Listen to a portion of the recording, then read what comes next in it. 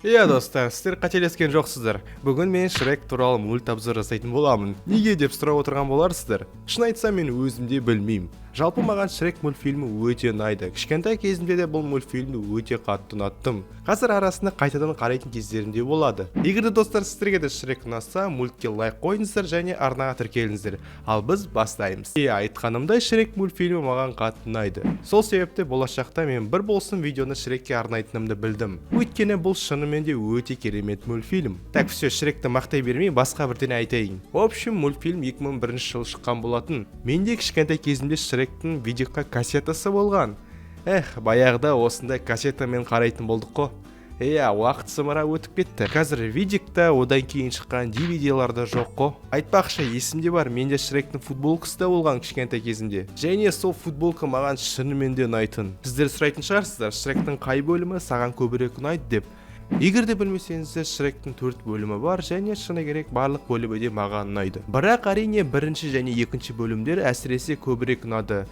Білмеймін, бәлкім кішкентай кезімде қарағасын шығар, бірақ Шректің көп фанаттары да сол бірінші, екінші бөлімді жақсырақ деп мақтайды. Және солмен мен де келісемін. Алайда үшінші және төртінші бөлімде мен ойымша жақсы шыққан. Жалпы Шректің соңғы мультфильмі 4-ші бөлімі 2010 жылы шыққан.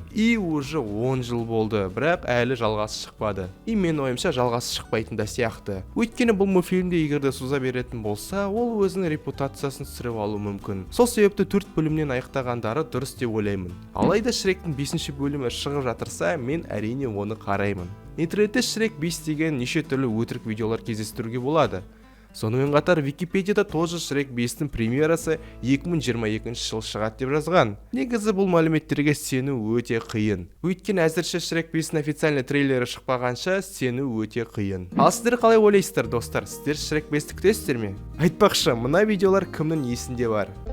Мен бәрін сізгем, бәрін ампылатам.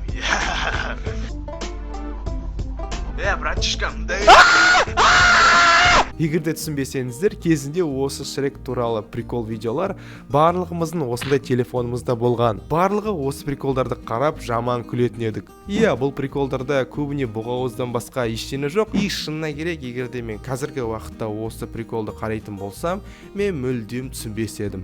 Күлмес едім даже. Мен шаршадым бұл мультты салып, сол үшін әзірше аяқтайын. Егер достар бұл мульт 5000 лайк жинаса, мен Шрек туралы тағы да мульт жасауға дайынмын. Өйткені айтпаған заттар өте көп. Ал келесі кездескенше достар, арнаға тіркелейік. Сау болыңыздар.